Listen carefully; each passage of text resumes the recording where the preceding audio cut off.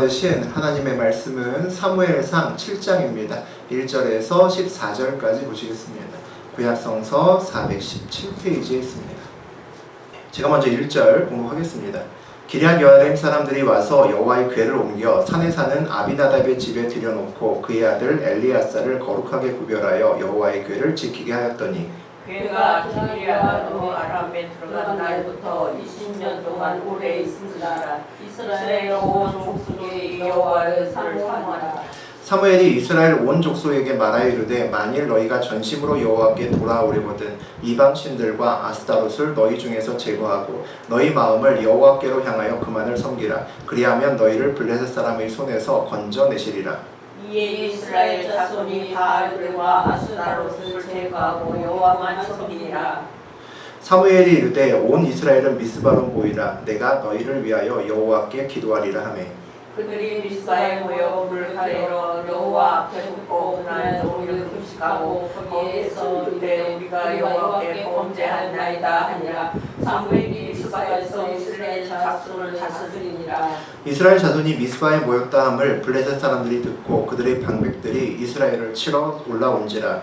이스라엘 자손들이 듣고 블레셋 사람들을 두려워하여 이스라엘 자손이 사무엘에게 이르되 당신은 우리를 위하여 우리 하나님 여호와께 쉬지 말고 부르짖어 우리를 블레셋 사람들의 손에서 구원하시게 하소서 하니 사무엘이 전 먹는 어린 양 하나를 가져다가 온전한 번제를 여호와께 드리고 이스라엘을 위하여 여호와께 부르짖음에 여호와께서 응답하셨더라. 사무엘이 번제를 드릴 때에 블레셋 사람이 이스라엘에게 싸우려고 가까이 오매 그날에 여호와께서 블레셋 사람에게 큰 무게를 발하여 그들을 어지럽게 하시니 그들이 이스라엘 앞에 패한지라.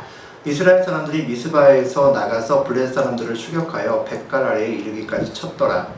사무엘이 돌을 취하여 미스바와 센 사이에 세워 이르되 여호와께서 여기까지 우리를 도우셨다 하고 그 이름을 에베네셀이라 하니라.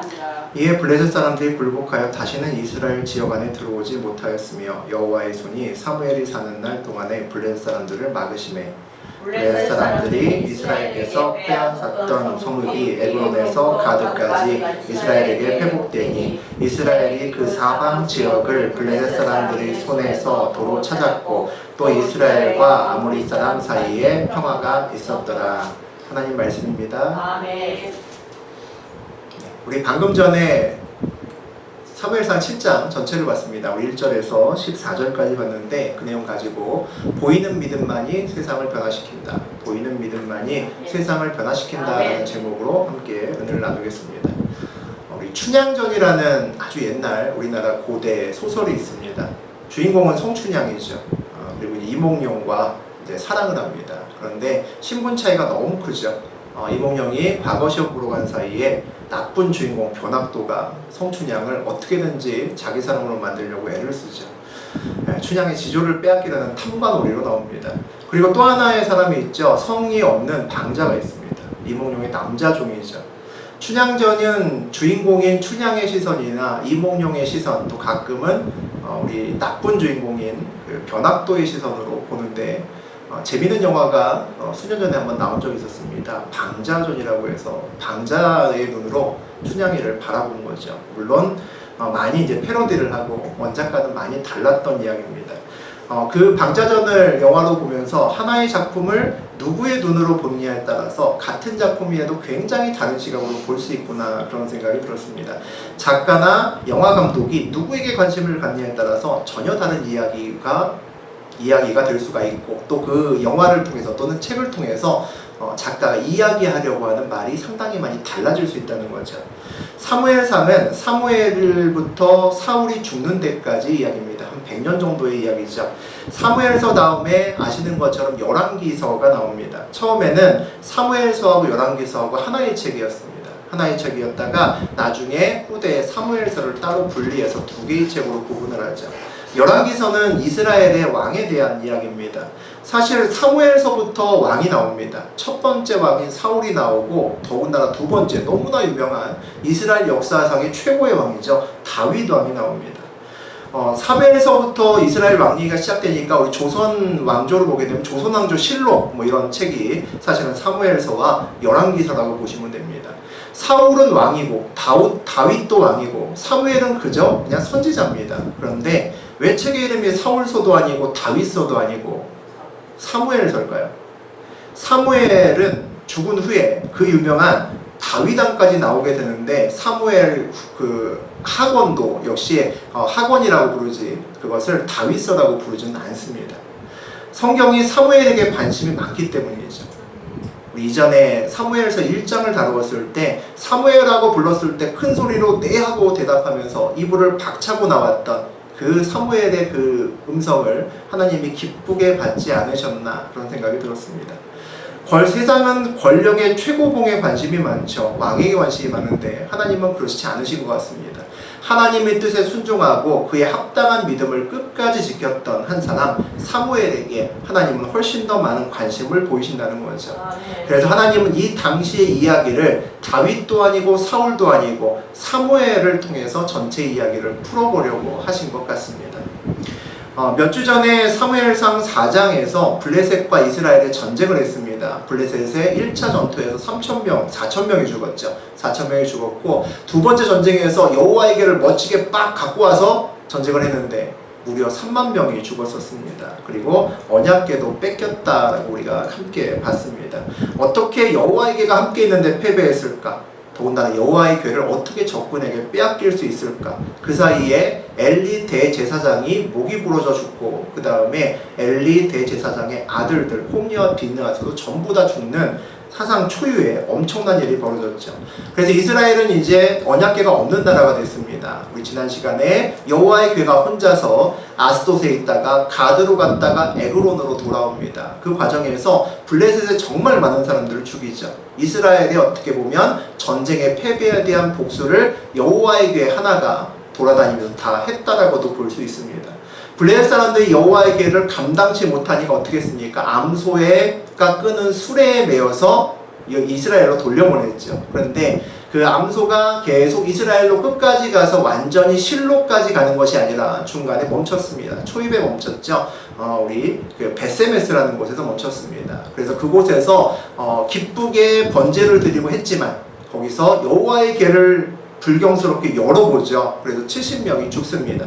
베세메스 사람들이 놀라서 어떻게 합니까? 기럇 여아림 사람들에게 야 니네가 갖고 가 우리가 못하겠어 라고 이야기를 합니다. 그래서 이제 여호와의 궤는 기럇 여아림으로 가죠. 이제 오늘 그 다음에 이야기입니다. 1절과 2절 우리 앞에 보시고 다시 한번 읽어보겠습니다. 기럇 여아림 사람들이 와서 여호와의 궤를 옮겨 산에 사는 아비나답의 집에 들여놓고 그의 아들 엘리아사를 거룩하게 구별하여 여호와의 궤를 지키게 하였더니 궤가 기럇 여아림에 들어간 날부터 20년 동안 오래 있은지라 이스라엘 온 족속이 여호와를 사모하니라. 여호와의 궤를 옮겨 산에 있는 아비나답의 집에 들여놓고 그의 아들 엘리아사를 거룩하게 구별하여 여호와의 궤를 지키게 하였다라고 우리 1절에서 이야기를 합니다. 베세메스에서 경건하지 못한 행동 때문에 70명이 죽어서 그랬는지 모르겠지만 기럇 여아림 사람들은 여호와의 궤를 아비나답의 집에 옮겨서 궤를 구별해서 성실하게 지킵니다. 여기서 주목해야 될 한 가지의 일이 있습니다. 만약에 우리가 여호와의 궤와 같은 굉장히 성스러운 물건이 만약에 우리 집으로 온다 그러면 여러분 어떻게 하시겠습니까? 청소부터 할 것 같습니다. 그렇죠. 깨끗하게 해야겠죠. 그래서 뭔가 이물질이나 다른 것들 없도록 그 다음에 불경스럽지 않도록 좋은 장소에 양지 바른 곳에 잘 놓아야 되지 않을까 그런 생각을 하실 수 있을 것 같습니다. 근데 오늘 본문에서 보니까 기럇 여아림 사람들은 여호와의 궤를 거룩하게 지키기 위해 어떻게 했습니까? 엘리아살 한 사람을 구별하였다라고 얘기합니다. 참 현명한 사람들 같습니다.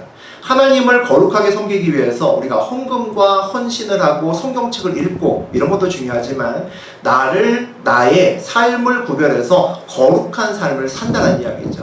그런 사람이 한 사람을 여호와에게 담당으로 세웠다는 겁니다. 그 사람은 여호와에게를 전담하고 구별해서 성스러운 사람으로 세웠다는 거죠. 여호와의 궤를 지킨다는 것은 무슨 의미를 갖고 있을까요? 블레셋 사람들을 수도 없이 죽이고 블레셋이 두 손 두 발 다 들고 다시 이스라엘로 돌려보낸 것이 여호와의 궤입니다. 누가 누구를 지키나요? 블레셋에 완전히 깨져버린 이스라엘 백성들이 여호와의 궤를 지킨다. 맞지 않죠. 오히려 여호와의 궤가 이스라엘을 지켜야 하는 상황입니다. 여기서 지킨다는 의미는 여호와의 궤와 함께 있는다는 겁니다. 거룩한 사람만이 거룩한 여호와의 궤와 가까이 있을 수 있고 또 여호와의 궤에 가까이 있음으로써 복을 받을 수 있는 겁니다. 엘리의 두 아들 홈니와 비나스는 여호와의 궤 옆에 있었지만 방탕한 삶으로 인해서 궤의 옆에 있었던 것이 오히려 저주가 되었습니다. 결국 죽게 되죠. 우리가 깨끗한 삶을 살아야 되는 이유가 됩니다. 깨끗해야 하나님 가까이에 있을 수 있습니다. 깨끗해야 하나님 가까이에서 주님의 낮은 음성도 들을 수가 있습니다. 그리고 하나님과 늘 동행할 수 있는 거죠. 구별된다라고 하는 또 다른 의미는 나의 삶의 한 부분을 온전히 주님을 위해서 떼어놓는다는 겁니다. 구별된 엘르아살은 그의 직무에 가장 중요한 것이 여호와의 궤를 지키는 것이었을 겁니다. 여호와의 궤 주변에서 여호와의 궤를 관리하는 것이 주된 그의 직무였겠죠.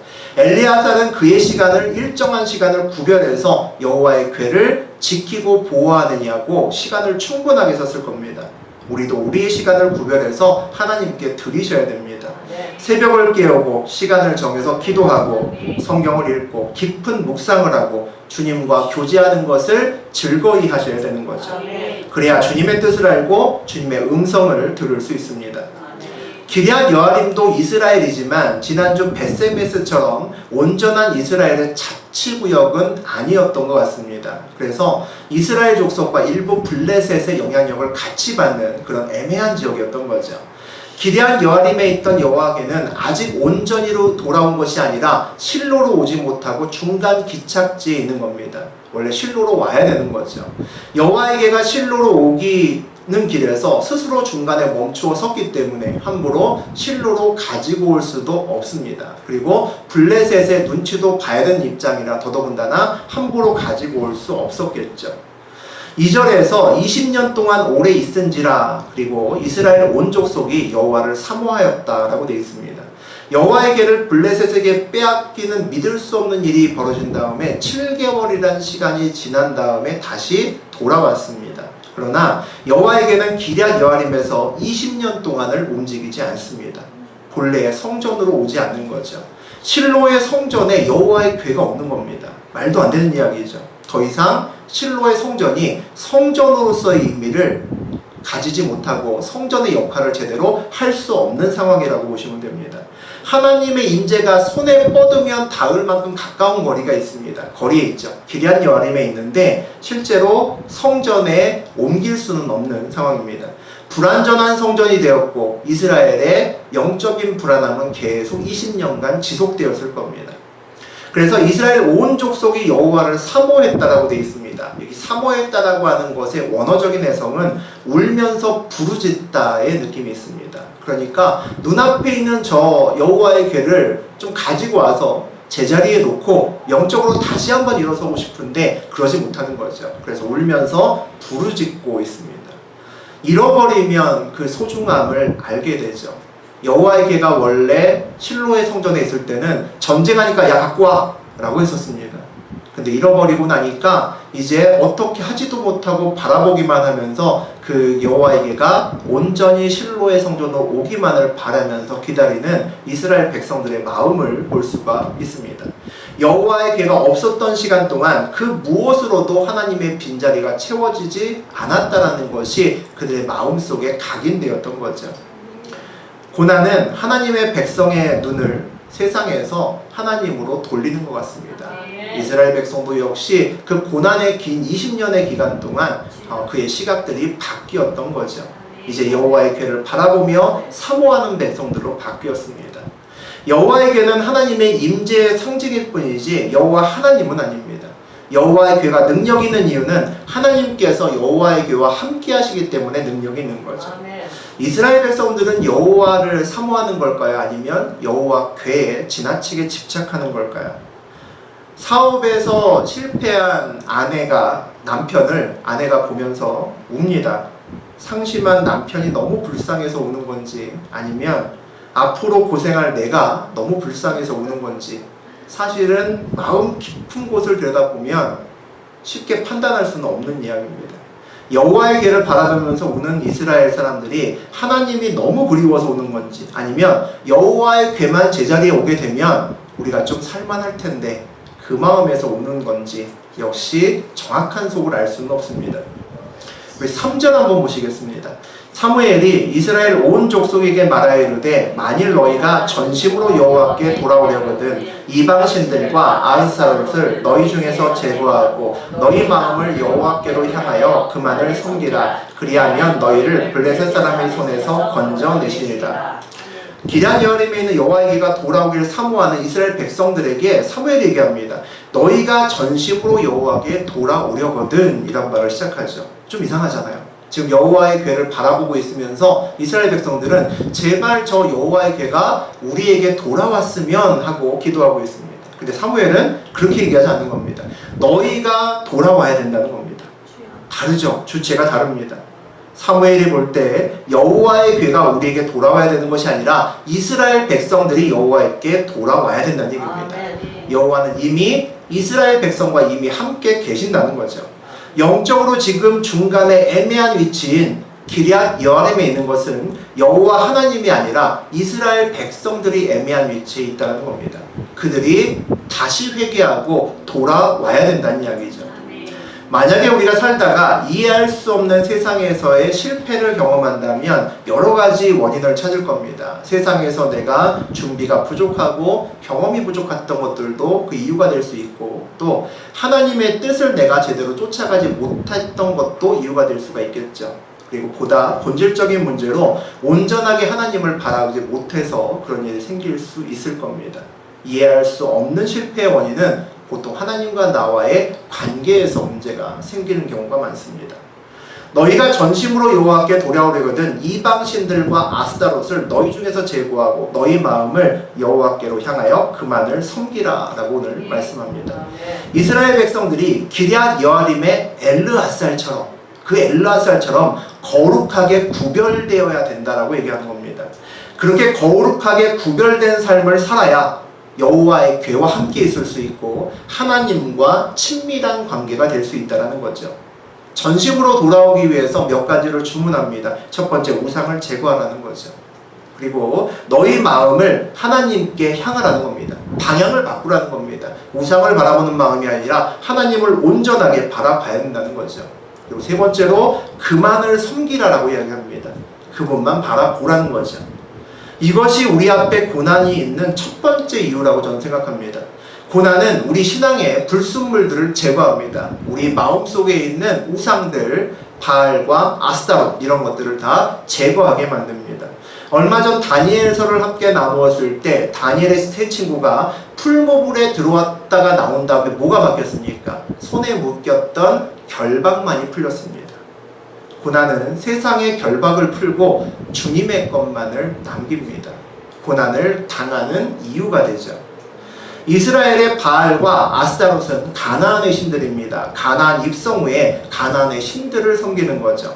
어떻게 이스라엘 백성들이 그럴 수가? 라고 생각할 수 있지만 이스라엘 백성들이 하나님을 등지고 바알과 아스타롯만 섬겼다는 얘기가 아닙니다. 그들이 하나님도 섬기고 가나안의 신들도 함께 섬겼다는 이야기죠.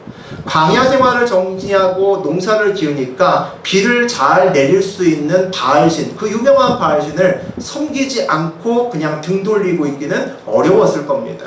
다른 지방 사람들도 전부 다 바알에게 절하면 비가 온다, 유명한 신이었거든요. 우리도 세상을 살다 보면 겸하여 섬기고 싶은 유혹이 많습니다. 하나만 섬기면 손해볼 것 같은 생각이 눈앞에 보이기 때문입니다. 착각이죠. 겸하여 섬기면 다 잃습니다. 하나님을 겸하여 섬기는 것은 하나님은 믿지 않는다라고 판단하십니다. 우리 생각과는 다르시죠. 우리는 오직 한 분을 선택을 하셔야 됩니다.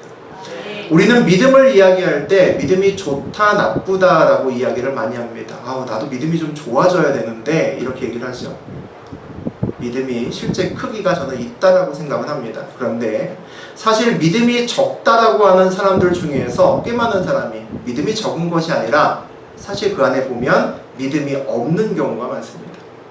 믿음이 없는데 믿음이 작다라는 이야기로 포장하는 경우가 많다는 거죠. 믿음이 있다와 없다는 어떻게 다를까요? 하나님을 믿는다는 이야기는 결정적인 순간이 오면 다른 것들을 다 버리더라도 하나님을 잡고 있는 손은 놓지 않는 겁니다. 그게 하나님을 믿는다는 거죠. 믿음이 작아도 하나님을 놓지 않습니다. 믿음의 양다리는 없는 거죠. 세상과 주님을 더불어 섬기면 결정적인 순간이 오면 고민합니다. 고민한다는 것은 이미 졌다는 거죠. 세상과 하나님을 저울 때 놓고 무게를 달아본다는 겁니다.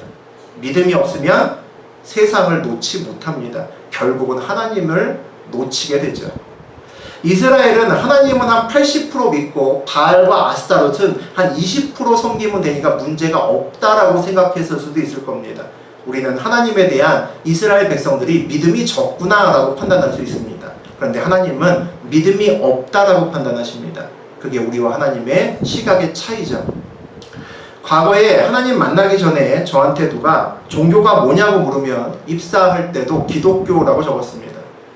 그런데 하나님이 진짜 살아계신 게 믿어져? 라고 누가 물어보면 그런 것 같아요 라고 얘기했습니다. 한 70-80% 정도 그런 것 같아요. 제 대답이 주로 그랬습니다. 저는 70-80% 믿는 줄 알았습니다. 그런데 아니더라고요. 결정적인 순간 오니까 둘 중에 하나만 잡아야 되니까 하나님을 놓게 되더라고요. 나중에 알았습니다. 7-80% 믿는 것이 아니라 믿음이 없었는데 제가 7-80% 믿는다라고 포장했다라는 것을 나중에 알았죠. 함께 섬기는 신앙, 양다리 신앙은 믿음이 적은 것이 아니라 믿음이 없는 것일 수 있습니다. 혹시 우리도 양다리의 신앙은 아닌가 한번 살펴보셔야 됩니다. 우리 4절부터 6절까지 보시겠습니다.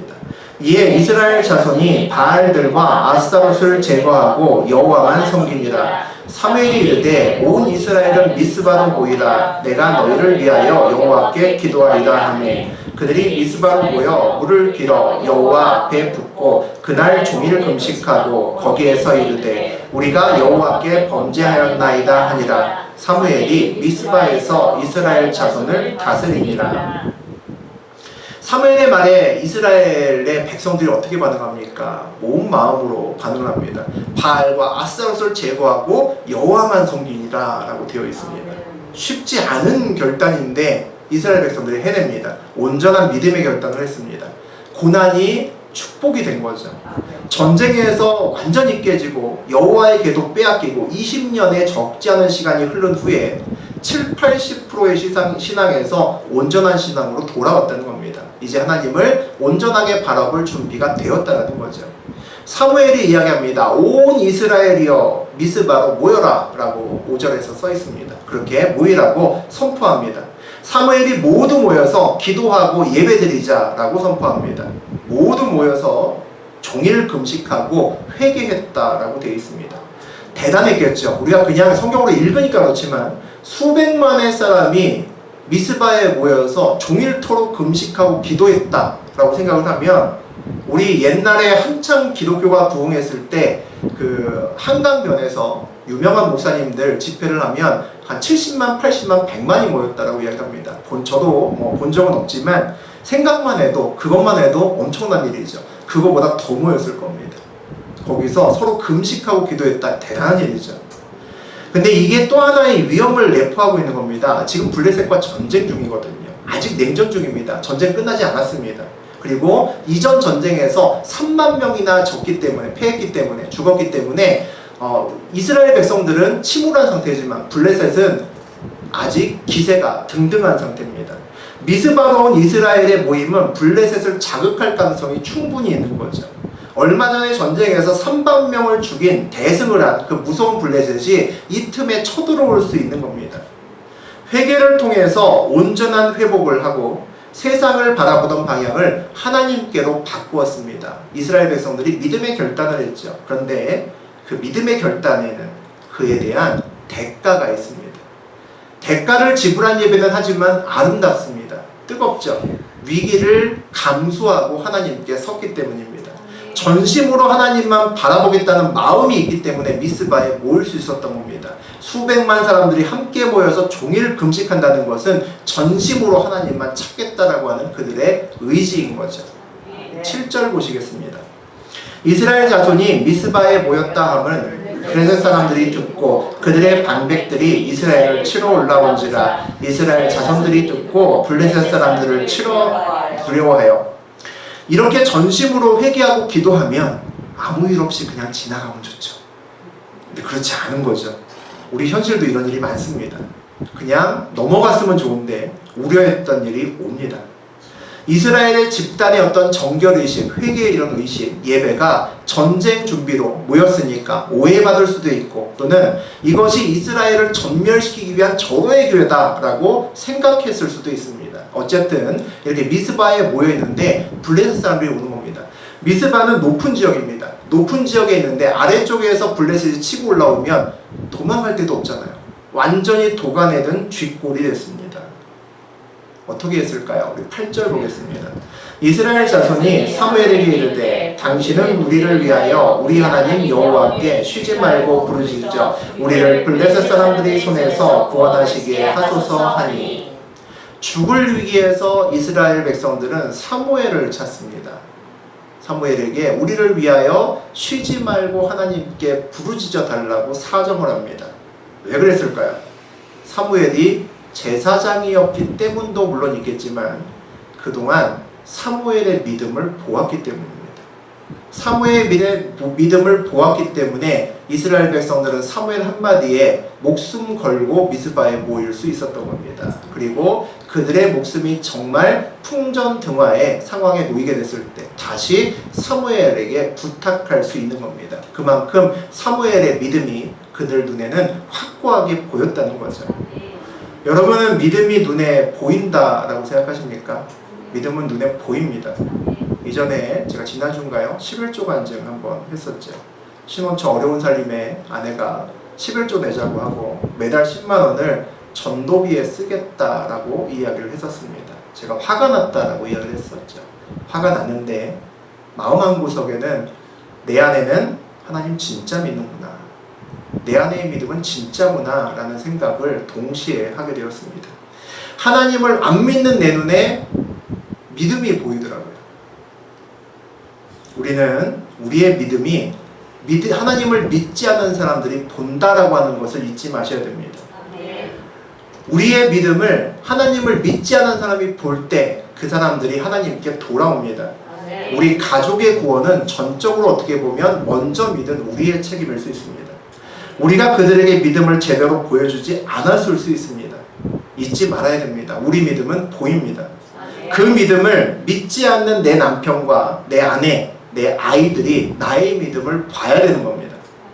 오늘 사무엘의 믿음을 보는 것처럼 그래야 되는 거죠. 우리 9절과 10절 보시겠습니다. 사무엘이 젖먹는 어린 양 하나를 가져다가 온전한 번제를 여호와께 드리고 이스라엘을 위하여 여호와께 부르짖음에 여호와께서 응답하셨더라. 사무엘이 번제를 드릴 때에 블레셋 사람이 이스라엘과 싸우려고 가까이 오매 그날에 여호와께서 블레셋 사람에게 큰 우레를 발하여 그들을 어지럽게 하시니 그들이 이스라엘 앞에 패한지라.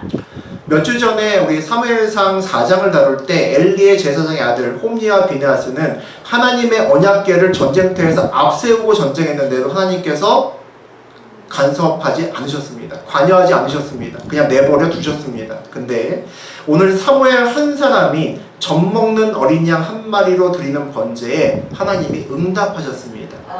왜 응답하셨을까요? 오늘 성경에 보니까 온전한 번제를 여호와께 드리고 라고 되어 있습니다. 영어 성경에 뭐라고 되어 있냐면 The whole burnt offering이라고 되어 있습니다. 완전히 태워버린 제사, 다 태운 제물이라는 얘기입니다. 마음을 다 던지는 예배를 드렸다는 거죠. 대가를 지불한 이스라엘의 백성의 예배와 사무엘의 마음을 다 드린 온전한 번제, 하나님이 응답하실 수밖에 없는 조건이 됩니다. 블레셋 사람이 이스라엘과 싸우려고 가까이 오매 그날에 여호와께서 블레셋 사람에게 큰 우레를 발하여 그들을 어지럽게 하시니 그들이 이스라엘 앞에서 패한지라. 블레셋은 이스라엘 백성에게 패한 게 아닙니다. 하나님께 패했습니다. 하나님이 어지럽게 하니까 이스라엘 백성들하고 맞닥뜨리기도 전에 이미 패해서 도망가기 시작하는 거죠. 하나님께서 큰 천둥과 번개를 통해서 블레셋과 친히 싸우셨다라고 되어 있습니다. 블레셋 사람들에게 우레와 우레소리는 두려움이고 공포고 경악이었을 겁니다. 이스라엘 백성들에게 우레는 뭐였을까요? 똑같은 소리가 용기고 힘이고 하나님의 사랑의 음성이었을 겁니다. 우리 삶에서, 저와 여러분의 삶에서 하나님의 우레소리를 들으시기를 주의 이름으로 축원드립니다. 우리 11절 12절 보시겠습니다. 이스라엘 사람들이 미스바에서 나가서 블레셋 사람들을 추격하여 벳갈 아래서 이르기까지 쳤더라. 사무엘이 돌을 취하여 미스바와 센 사이에 세워 이르되 여호와께서 여기까지 우리를 도우셨다 하고 그 이름을 에벤에셀이라 하니라. 이제까지 떨고 있었던, 대패를 당해서 길을 못 폈던 이스라엘 백성들이 이제 블레셋 군대를 추격하기 시작합니다. 반격을 하는 거죠. 하나님의 우레소리가 그들에게 힘과 용기를 주었다는 이야기입니다. 이스라엘 백성들이 승리했다는 거죠. 승리 후에 사무엘이 돌 하나를 세웁니다. 그리고 에벤에셀이라고 명하죠. 에벤에셀은 하나님께서 도우셨다라고 하는 의미의 돌입니다. 이스라엘에게 돌의 의미는 변하지 않는 것입니다. 약속을 의미하죠. 그 자리에 에벤에셀이라는 돌을 세우면서 하나님께서 영원히 우리를 함께 하시고 지킬 것이다 라는 사무엘의 믿음을 돌 하나에 실어서 돌을 세웠습니다. 사무엘의 믿음이 담겨있는 에벤에셀의 돌의 의미는 경계의 의미입니다. 여기까지가 우리 땅이란 얘기죠. 다시 말하면 여기서 더 들어오면, 이 돌을 밟고 들어오면 너희가 하나님께 대적한 것이니까 하나님이 너희를 가만두시지 않을 거다라는 이야기입니다. 믿음의 경계죠. 우리 13절과 14절 보시겠습니다. 이에 블레셋 사람들이 굴복하여 다시는 이스라엘 지역 안에 들어오지 못하였으며 여호와의 손이 사무엘이 사는 동안에 블레셋 사람을 막으시매 블레셋 사람들이 이스라엘에게서 빼앗았던 성읍이 에그론으로부터 가드까지 이스라엘에게 회복되니 이스라엘이 그 사방 지역을 블레셋 사람들의 손에서 도로 찾았고 또 이스라엘과 아모리 사람 사이에 평화가 있었더라. 블레셋이 이스라엘 사람들의 지역에 들어오지 못한 것은 이스라엘이 무서워서가 아닙니다. 여호와의 괴가 무섭고 하나님이 무서워서 올 수가 없었던 거죠. 자다가 비와 함께 일반적인 천둥과 우레소리만 들려도 아마 벌떡 일어났을 겁니다. 악몽에 시달렸겠죠. 그곳에 놓인 돌 하나가 있었습니다. 사무엘의 믿음의 돌이었죠. 신뢰의 그 돌에 하나님이 반응하셨다는 겁니다. 다시는 이스라엘 지역 안에 들어오지 못하였고 여호와의 손이 사무엘이 사는 날 동안에 블레셋 사람들을 막으시매라고 되어 있습니다. 한 사람의 믿음의 중요성을 이야기하는 거죠. 한 사람의 믿음의 돌 하나가 블레셋을 막았다는 겁니다. 하나님이 그 믿음에 반응하셨기 때문이죠. 하나님은 오늘 우리나라 대한민국의 대통령이 아니라 하나님의 뜻에 반응하는 깨어있는 믿음의 사람 한 사람을 찾고 계십니다. 사무엘과 같은 사람을 찾고 계시죠. 왕이 아니라 사무엘의 눈을 통해서 세상을 보기를 원하시는 것이 하나님이십니다. 오늘 시작에서 말한 것처럼 춘향전에서 춘향이가 아니라 이몽룡이 아니라 방자를 통해서 바라보게 되면 책의 제목이 바뀝니다. 춘향전이 아니라 방자전으로 바뀌죠. 사무엘은 역사에 남는 이스라엘의 왕정이 시작되는 시기에 역사서의 책의 이름에 자기의 이름을 올려놓았습니다. 사울서, 다윗서가 아닌 사무엘서를 올려놓은 거죠. 사무엘처럼 오늘 주님이 찾으시는 믿음의 주인공이 저하고 여러분이 되었으면 좋겠습니다. 여러분의 믿음의 이야기를 쓰는 인생길이 되었으면 좋겠습니다. 나의 가정과 직장과 사업장에 우리도 믿음의 돌을 올려놓으셔야 됩니다. 이곳은 하나님의 땅이다 선포하는 우리들이 되셔야 됩니다. 전심으로 하나님께 돌아오려는 믿음의 결단과 사무엘처럼 마음을 전부 태우는 온전한 예배, 그리고 믿음으로 나의 사명지에 돌 하나를 세우는 그 믿음이 보이는 믿음입니다. 나의 사명지의 돌은 그냥 돌이 아니라 보이는 믿음입니다. 하나님은 저와 여러분의 보이는 믿음에 반응하십니다. 그리고 여러분의 마음에, 믿음에 하나님이 반응하시면 그로 인해 여러분 주변이 바뀌고 세상이 바뀝니다. 그곳에서 하나님의 우레소리를 들으시는 오늘 하루 또 한 주간 여러분의 인생길 되기를 주의 이름으로 축원드립니다.